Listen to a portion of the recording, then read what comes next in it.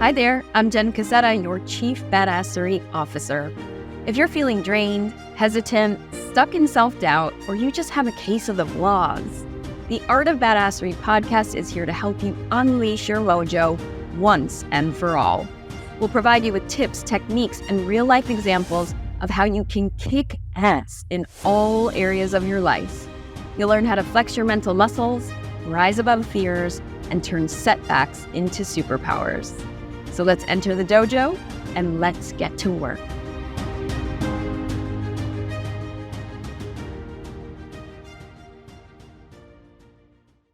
Hi, everyone, and welcome to the Art of Badassery Podcast. I'm Jenn Cassetta, your Chief Badassery Officer, and today I have such a special guest for you. I've been excited all week. I've been so excited. To do this recording with the one and only Andrea Owen. Welcome, Andrea, to the podcast. I'm so excited we finally made it. Yay. And I'm so glad you have a show. Yay, me too. Thank you. Real quick bio. I just want to share some of Andrea's amazing accolades. Andrea Owen, in case you haven't heard yet, is an author, global keynote speaker, professional certified life coach who helps high-achieving women maximize unshakable confidence, master their mindset, and magnify their courage. I just love that. She has a wildly popular podcast with over 4 million downloads called Make Some Noise. I was lucky enough to be a guest on that. Thank you. And is the author of, again, you're not the first guest to have 3 books in your tool belt. I can't get over this. And I just need you to listen to these titles because you'll understand right away why I love Andrea so much. How to Stop Feeling Like Shit, 14 Habits That Are Holding You Back from Happiness. 2 is Make Some Noise, Speak Your Mind and Own Your Strength, which I've personally read and love. And 52 Ways to Live a Kick-Ass Life. BS-free wisdom to ignite your inner badass and live the life you deserve. Yay. I know, right? I mean, the kinship here, the sisterhood. With that said, Andrea, I know it's probably like asking someone to choose their favorite kid, but which of those 3 books is your favorite? Well, I like them for different reasons. It's kind of like, like significant others in your past. Like if you could maybe like put them all together, they would create like the perfect person. But I love How to Stop Feeling Like because it's made me the most money. Like let's be honest, like by far has How made many me the books most does that money. sell? Over 200,000, I believe, Wow. and it's been translated into 19 languages. So she's all over the world. Like it places I've never even dreamed of being. And it also was born from my work that I do with women and the ways that we try to like avoid criticism and judgment and failure and shame. Like we employ all of these habits, and that's where it was born from. And so it's a topic I still talk about all the time. Love it. And we are going to dive into all those topics. Yeah, let's do it. In a minute. So I always like to remind folks why I choose my guests for this podcast. It's not just because they're wildly popular podcasts and 3 books. It's because they are black belts in badassery. And to me, a black belt in badassery means people that have overcome major obstacles in their life, come through it on the other side, and now use that inner strength to help others. So with that said, I dove into your bio a little bit more, a little deeper, and I did read your book, Make Some Noise, and you share a lot about in 2007 when you hit rock bottom. So if that's kind of where this journey of becoming a black belt in badassery starts, can you walk us through that time in your life? Yeah. And I want to sort of preface it by saying rock bottom, we often think of people who are, using drugs or alcohol, which I did end up getting sober in 2011, but that wasn't actually my rock bottom. That 2011 was, me quitting drinking was basically just letting go of like the last and final vice that I had.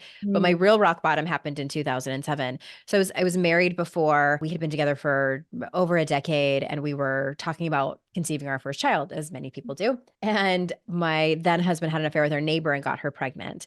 Oh. And I was so devastated, like, because I was 30 at the time. All my friends were like getting married and having kids, and I always wanted to be a mom. And so I was just in the depths of despair, thinking I'm never going to meet someone. I'm never going to be a mother. Thought my life was over, but I quickly met someone and fell in love. And unfortunately he had cancer and we weren't sure if it was terminal, and sometimes he would get better and he would get worse. And it was this kind of tumultuous 9-month love affair that was very intense. And the long and short of it is I found out after being with him for just under a year that he never had cancer. He had lied about it the whole time because he was an opioid addict. And I was humiliated and ashamed and devastated and all of these things. And I was pregnant with his child at the time. And Oh, people wow. I always get DMs when I tell this story on podcast. I will inevitably get a DM and somebody's like, did you end up having the baby? Like, what happened? You Yeah. cut the story off. I did have the baby. He's 16 now. Aw. We have no contact with his biological father. He of course knows this story.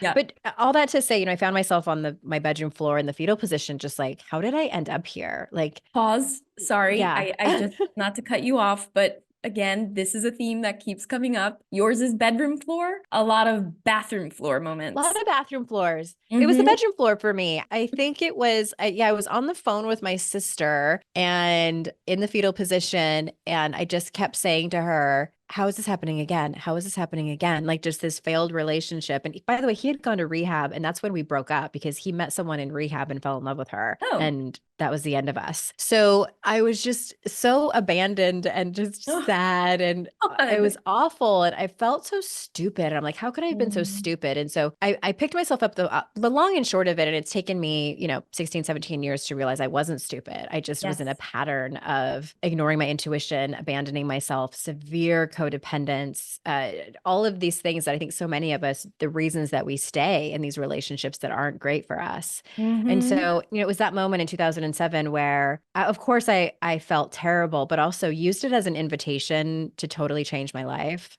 I My love friend that. Nicole Antoinette says, in order to change your life, you have to change your life, which is so hilarious. Like, duh. Who said that? Sorry. But Nicole Antoinette, Okay. she does like long distance hiking and things like that. But yeah, it just was one of those moments where I thought, okay, what do I need to take responsibility for? And this isn't to like put all the blame on me. Like, yeah, we both brought things to the table in both of those relationships that were dysfunctional. But like I said, I had ignored my intuition Mm. So, over and over again. And I think that to me, I love that you say that a black belt in badassery is, if I had to kind of wrap this up with a bow, is learning how to trust yourself enough that you're going to be okay if you, for instance, walk away from a relationship that might look good on paper, but your intuition is like, this is bad. mhm. To have hard conversations when you suspect someone that you're with is using drugs and lying to you, to just trust yourself and instead of Mhm. abandoning yourself over and over again. That's just one element, I think, of badassery. It sure is. In fact, in the Red Belt chapter, I talk about intuition a lot because it's Mm-hmm. about going within, getting quiet, and listening to your intuition. And I do share, for the first time publicly in my book, a relationship that I was in, again, early 30s before I obviously got married, but with someone. And I had found out that the day I found out that he was cheating on me was 3 days before his baby was being born. It's a wild Oh my story. gosh. And I It's take it you were not the carrier of this baby.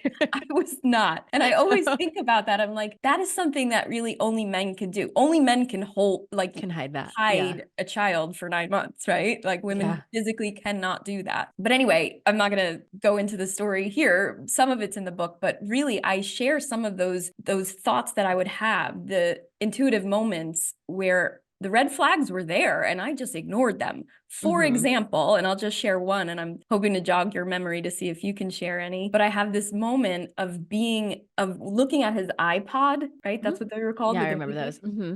And there was a playlist called Active Labor that he made obviously for And this that is a woman. very specific kind of labor, like phase of labor. I mean, yeah.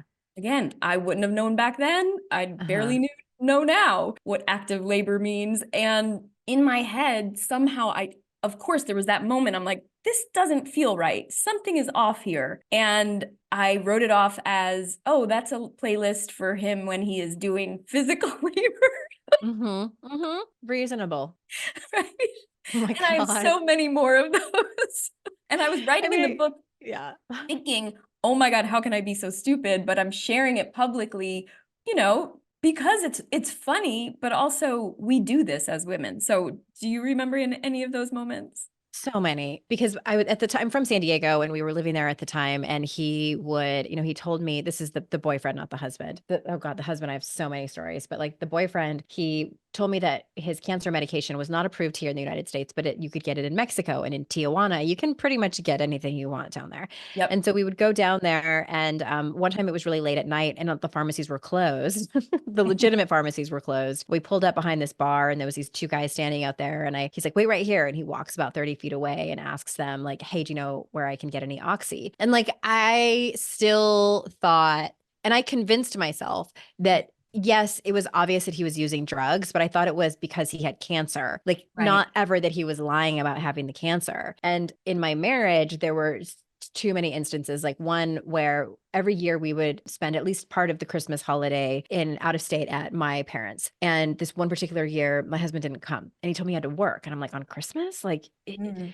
he had a blue collar job, but it wasn't like completely ridiculous that he would work on Christmas, but he'd worked there for many, many years, and that has never happened before. And I was already suspicious that something was going on.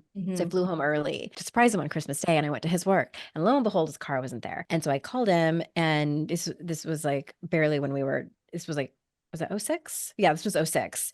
So we weren't really texting quite yet as much. And I call, and I'm like, your car's not here and you're at Mhm. work. And so he races into the parking lot a few minutes later and got in my face and screamed at me and intimidated me and told me he wasn't cheating on me. And it was Mm. that moment where I was like, okay, I think either I'm going crazy, because I thought I was going crazy. He told Yeah. me I was going crazy for thinking that he was cheating on me. Either Mhm. I legitimately am going crazy, or he legitimately is cheating on me. But Right. I think we all have a different level of, I call it like pain tolerance. Like, how Mhm. much BS and pain are you able to take before you finally have a complete moment of clarity? And by complete moment of clarity, Mm. what I mean by that isn't like well, it could be that, but, followed up with an excuse. It could be that. And if it is, regardless, I need to make a change. Yeah.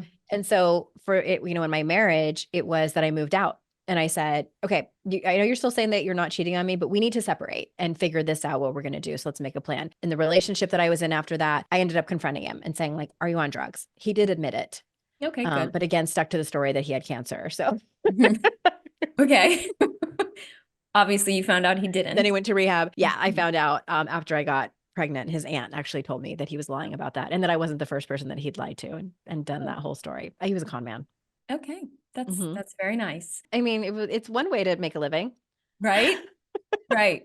Oh my goodness, Andrea. Okay, so another topic you brought up, which I love and keeps coming up in these conversations, is personal responsibility. So Hmm. there's the part of, oh my God, I saw these red flags. I feel so stupid. Hmm. And on the other hand, there's, okay, what can I take responsibility for in this moment? So can you just say a little bit more about how we can do that without blaming and shaming ourselves? Right. Because I'm sure some people out there, whether, a relationship or you've been conned by someone or, at a job, there are tons of examples of being betrayed by people, Mhm. places, and things. So it's not just in relationship people, but Right. can you Yeah, walk us through I think that like so many of us have stories of ignoring red flags or our intuition, whether they're in relationships, friendships, that? Mhm. family member situations, or jobs. And when I think, everything hits the fan and we're on the other side and we're telling the story, kind of regardless of the circumstances of how it turned out, we can have those thoughts of like, how could I have been so stupid? How can I have not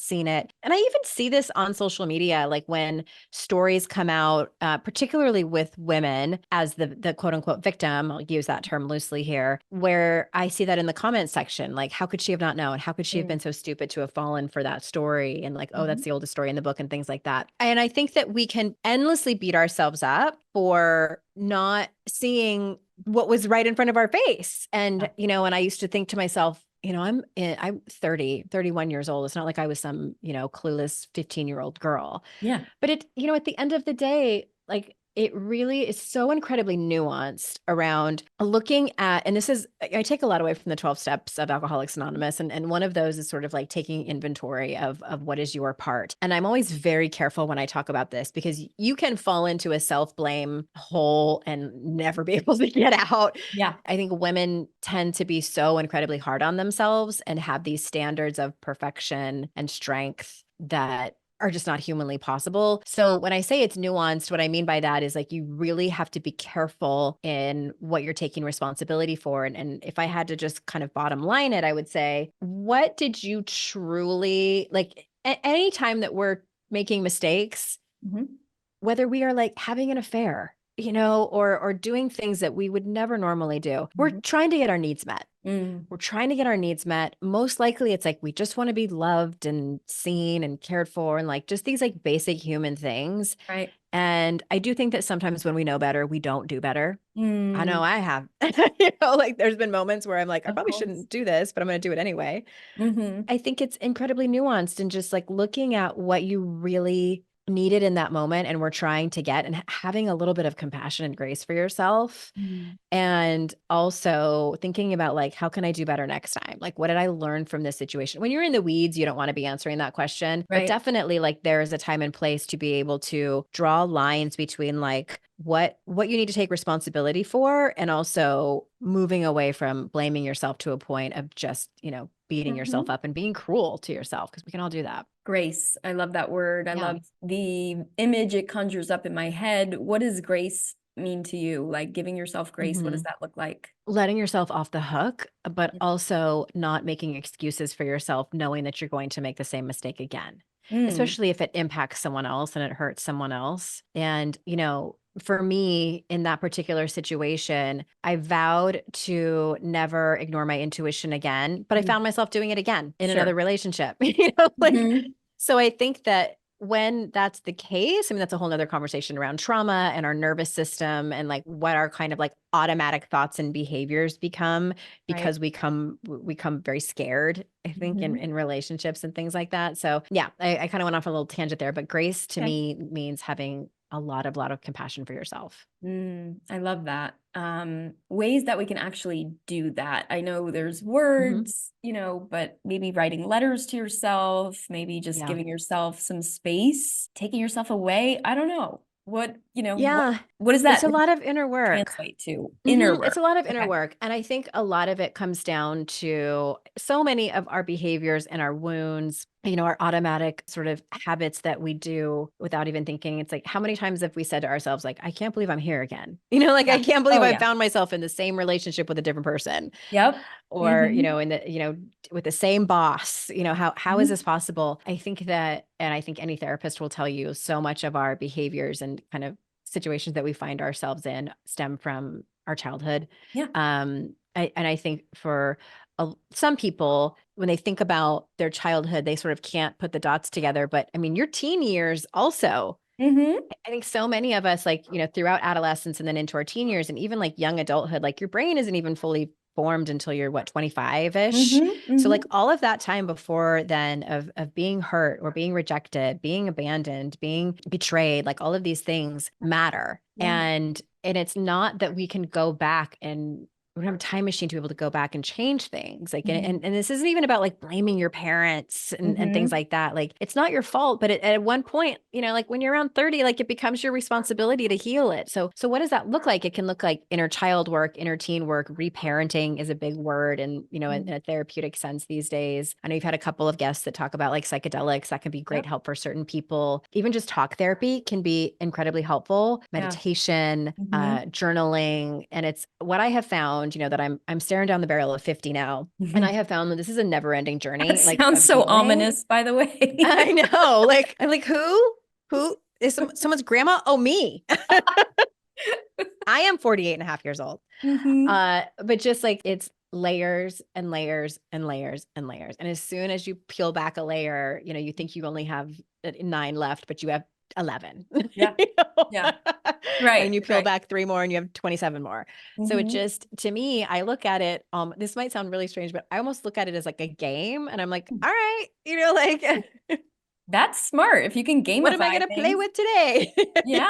Gamifying is big. And you might cross one thing off the list, but it doesn't mean that it's gone forever. Right. Yes. We are constant works in progress and there are so many different, and I like to bring them out. I like to point them out on these different interviews of the different modalities that people use to overcome challenges, to grow essentially, just to I said point out, just to magnify the point that there's many modalities, there's many ways to heal. So after that kind of rock bottom, found yourself in this new relationship, that was a disaster. Now, how do you become a coach? Like, can you walk us through that a little bit? It's sort of a funny story because I had looked into it when I was married to my first husband, and I found out about the career, and it was a brand new career at that point. Like there was mostly just like executive coaching, right? But life coaching hadn't really taken off yet. Can I ask what That year was like early that? 2000s. 2002, 2003 is when I found it. That's when I did my health coaching, and I felt the same. Yeah. There was not many health coaches out there. No one knew what it meant yet. Yeah. So in 2006, I actually worked for the American Council on Exercise, and they certify health coaches. And so, I knew that career was out there, and I had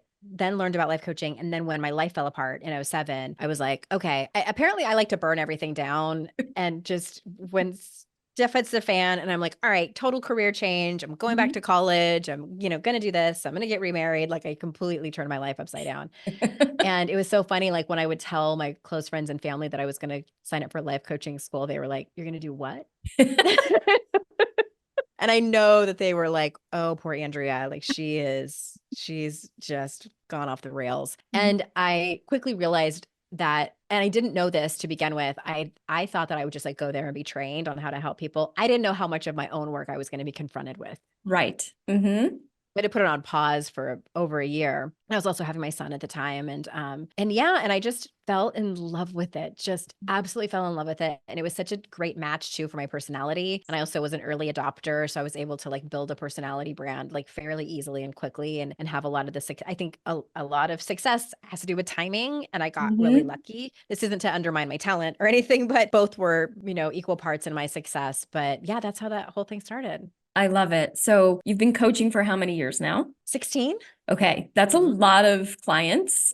I bet. A lot. Yeah. It's over 1,600 hours. Wow. Probably more than that. I last calculated that a few years ago. So yeah, I'm sure. So what I noticed, in your book and on your website is you talk about the big five default behaviors that many high achieving women have through your experience, obviously. So can you talk more about that? Yes. If I'm not mistaken, they are people pleasing, perfectionism, isolating, numbing, and control. Oh, sound familiar? Did I get it right? Okay. Yes, you did. Those are the most common ones I see. Okay. So out of those five, would you say there's one or two that really, really are most common for the women that you work with? No, it's pretty evenly spread because I do have a decent amount of people who really don't struggle with people pleasing or perfectionism, but they're more isolators. So like they won't reach out for help when they feel like they need it, or they really struggle with numbing out. They drink too much wine or they're workaholics. And then the control part tends to overlap a lot with perfectionism. I call them like stepsisters. So there tends to be a lot of, if you really struggle with control, you probably struggle with perfectionism and vice versa. So those are usually connected. Okay. Wow. Maybe we need to do a little bit of a deeper dive on each one. Can you just go through each five? Because I think if you give examples, then people are going to be like, oh yeah. That sounds familiar. Okay. So perfectionism is, I'll sort of sum this up by, I'm certified in Brene Brown's work and I like how she describes it. So some people think it's binary, all or nothing. Either I'm a perfectionist and I'm a slacker. And that's really not the case. Like you can have a value around excellence. And so the question to ask yourself is when you seek out to do something, whether it's like start a podcast or start a new workout routine or, go after your dream job, is your thought process, what will they think of me if I do this? Or what will I think of me when I do this? And so perfectionism is very outwardly focused. Excellence is focused more inward on your own values and on how you want to show up in the world and be proud of yourself. So that's the difference there. I love that. And I would just like to say, because I feel like I'm in a session with you right now, I don't think I'm a perfectionist because I put a lot out into the world and I'm not like waiting for it to be perfect because I know it never will be. I found that to be the case I'm that way too. So I am a quick action taker and I have a high propensity for risk. So that is really great for entrepreneurship. It's terrible with drugs, alcohol, and men. Like, like just like, I'm like, let's see how this happens. So when we have that kind of personality, we tend to learn our lessons retroactively or retrospectively instead of prospectively. Got it. And some people who are more methodical and logical and they, like they really want that Yeah. certainty, they like to learn their lessons ahead of time instead of backwards. Yeah. So Yeah. it depends on your personality. People pleasers tend to have really poor boundaries. They often struggle with codependency. There's also approval seeking in there. So all people pleasers are approval seekers, but not all approval seekers are people pleasers. Oh, So wow. there's a little bit of a difference. Okay. And When I talk about burnout in one of my programs, a couple of women have said, "Oh, I know what they call that, approval whore." And I always think of that word or that term, and I laugh because it's so true, right? But would you say that's also a spectrum? It's not one or the other, right? Some people, exactly. yeah, okay. Sometimes it depends. Sometimes people, it really depends on the situation you're in. Like it might vary whether it's at work or with, their family,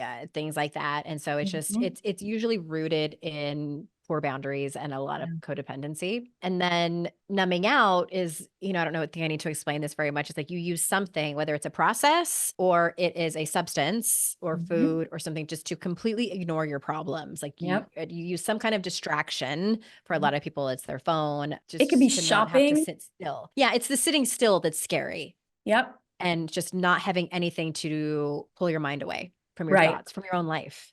I know someone that does it with shopping, and it's like shop, shop, shop. Everything is about shopping. And I'm like, okay, It's the or we could just, dopamine. yeah, uh-huh. Yeah, say more about that. It's the rush that we get when something good, something feels good, and it's like the dating apps are a great example of that. Any kind of like social media, that's why the algorithms work so well to keep us on particular apps, whether it's YouTube or TikTok or whatever it is. I mean, I'm there with you. Like I can spend hours scrolling on Instagram Reels or TikTok. It's so entertaining. I Gosh. have to say though, Andrea's really good on TikTok. So if you're I gonna am get pretty on there, darn entertaining. she's very fun I have and so funny to much watch. fun. Yeah. I That's such a don't fun love it, medium. but I'll watch you on TikTok. As soon as I open up that app, I get the weirdest things. My algorithm is very weird. Oh, you have to train it. Yeah, I don't want to. So Mhm. that's why I like Okay. don't spend Just time don't there. do it. Yeah. Yeah. But I'm on other stuff, enough. It's definitely I mean, the makers of the apps have got it down in terms Oh. of like giving us that dopamine rush. Mhm. And because when we don't have it, we can drop into like even feelings of depression. And Yeah. also like if anyone listening has ever been in that place of going through a really hard time, it's like the moment you have to like set your phone down and turn the lights off and lay your head down on the pillow and you're alone with your thoughts and you're maybe alone with your loneliness and just the reality of your life at the moment, that can feel incredibly debilitating. And like that's Mm. when like some scary thoughts can come in. And I've been in that place and I know that. So it just becomes easier just to like stay on your phone or online shop and Mhm. read reviews on Anthropology for hours, like just, yeah, that's numbing. Comments. I have the Mhm. comments section. I can do deep dives in the comment section, Yeah. like a real rabbit hole. But Just where does time go? can you just, sorry, bring me back to, I always want, can you go back to that low point in your life? No. Mhm. Um, you're just so good about sharing. So I Mhm. appreciate that because so many people, and myself included, can relate to this about when we do, stop the distractions and fall into those deep, dark places. Mhm. What should we do? What do you do Yeah. when you're there, when you've been there? Yeah, I mean, I feel like there is no darker place than the places I've been in terms of like going through an incredibly difficult time. And just, I had a moment I remember where I was, and I've had suicidal thoughts before, trigger warning. That's what we're going to talk about. Mm. And it scared me the first time I had a real one. It scared me to the point where I was like, all right, I need to tell someone. And, the people that I told took it very seriously, which Good. also kind of scared me, and I'm like, oh, okay, this is, and I'm Mhm. glad people care about me enough that they cared. But, and Yeah. that was several years ago. And then, and then it happened again. And I remember laying in bed thinking, Okay, well, I could do that. It's like kind of going through all the options of like what I could do. Like I could, Yeah. do this, I could do that, I could also kill myself. And I remember thinking like, well, if I'm going to do that, then I'm going to need to write letters to people. And then I started making a mental list of all the people. And it was just so matter of fact, Mm, like almost like, okay, I'm going to write a book and I need to break it down by chapter, like I have a whole system for that. And that's sort of like right. how my mind was working. And it's like, well, I would Wow. want to sort of like ticking off the people that I would need to write letters to. And it's like, well, if I write a letter to my mom, and I'm going to have to write one to my sister. And Mm. honestly, like the thought of having the emotional capacity it was going to take for me to have to write these GD suicide letters Uh, was so overwhelming, Jen. Like I uh, was like, well, that's too much work. I guess I just won't kill myself. And like like I have to have a sense of humor about it. yeah. Like please feel free to laugh if anyone Yeah. listening to Yeah. this because it was kind of funny, and Mhm. it just like it's like what a mom thing to say, like, oh Right. God, I got more on my to-do list. And so, the next day I told some of my friends and I remember, telling them, I said, if this is what it must feel like, I said, I feel like I'm dying. I feel like my soul is dying. That's how bleak it is right Mm. now. And I think that the best thing, I'm a huge advocate for people asking for exactly what it is that you need. Yeah. I have the luxury of having friends who ask me that. I know not Nice. everyone has that. Because I Right. work in personal development, I have a lot of friends who are either therapists or, coaches or Right. mental health people. And they asked me, like, what do you need us to tell you in this moment? Mm. And I overwhelmingly kept telling them, I need you to remind me that this is temporary. Because Mm. where I am at right now, my mind keeps telling me, like, there is no end to this path. Like, this is how it's going to be from here on out. When you're in that Right. dark place, it Hopeless. can feel so crippling and hopeless and just like there's no getting out. And I think that,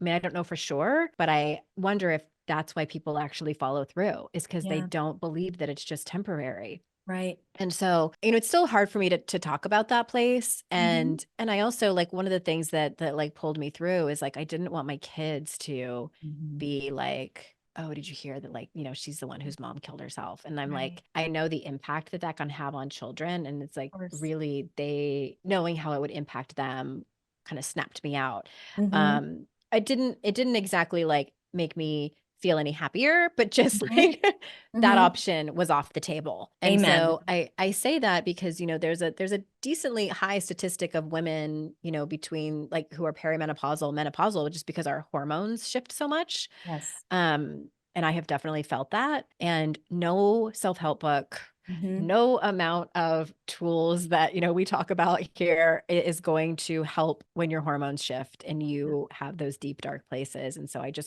want to make sure that people know that like, there's nothing wrong with you. If Uh-huh. you are like, well, I heard this tool and it's not working for me. It's like that kind of low point is Mhm. very specific.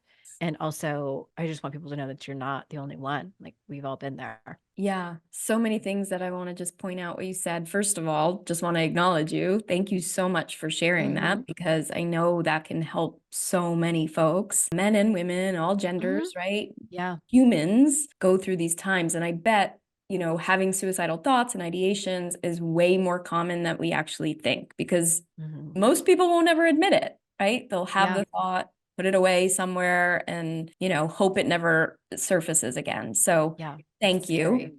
Mm-hmm. It is scary. And also, I love what you said about going to friends. So if you don't have those friends in your life that are into self-help or personal development, find someone. Mm-hmm. Maybe it's a therapist, a counselor, someone that you have to make an appointment with, but hopefully there's someone in your life that you can say exactly those words. Give them the prompt. Give them the Yeah. prompt. And for Andrea, it was, what do you need to hear in this moment? Mhm. Mhm. Yeah, Right? how do you yeah, what exactly do you want us to tell you? Yeah. How do you want us to show up for you? Mhm. That's so brilliant. Instead Mhm. of having someone that's going to try and fix or try and coach you out of it in the Just moment. assume yeah, exactly. I just was having that conversation with a friend this week. We were DMing on Instagram back and forth, and they were telling me, like, that they were just going through a really hard time, and there it's a little bit of a newer friendship, and Mhm. I, of course, like, my automatic thought was like, "Oh, I'm gonna send them a funny reel or, like, try to make a Mhm. joke out of it," and then I thought to myself, "I don't know if that's what they need," and so I Mhm. asked them, like, "Please tell me how to show up for you, like, what does your owner's manual look like?" I love that. What does your owner's Mhm. manual look like? So I'm flashing to with my husband when I'm having a really hard time, I'll literally give him the words and say, can you just tell me that it's going to be okay, that everything's going to work out? Like, I need to hear You're that. training him. Yeah. Sometimes We he have to still won't sometimes. say it. Yeah. I've had to do constant reminders too in my marriage. Yeah. Just say the words. I'm giving you the words. Just say this. Mhm. So maybe I have to find some other folks too that I can train them. Yeah, exactly. Can you talk to Everything's going to be me? Yeah. okay. Everything is going to be okay, Jen. Thank you, Andrea. Some way or Okay. another. So I want to now bring us out of this a little bit, because obviously that was a deep topic. And again, I'm so grateful. I want to go there. I want to normalize these type of conversations, right? Okay. So I really need to know, who is Veronica Vane and why should we all know about her? Many, many years ago, it's been over 10 years now, just over 10 years that I've been retired, but I used to play roller derby. And it was one of those things where I went to a derby bout when I still lived in San Diego, me and a few of my girlfriends, and I was like, I am obsessed. How do I do this? I'm not going to be great at it, because I rollerbladed in the 90s. I'm that old. And Me so then too.